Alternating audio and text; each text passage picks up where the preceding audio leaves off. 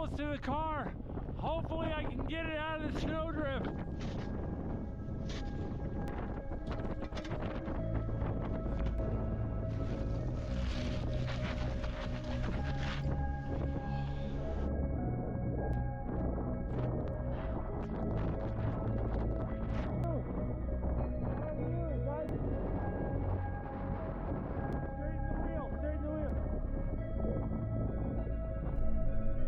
The drifts are so bad, I've got to run out and scout ahead.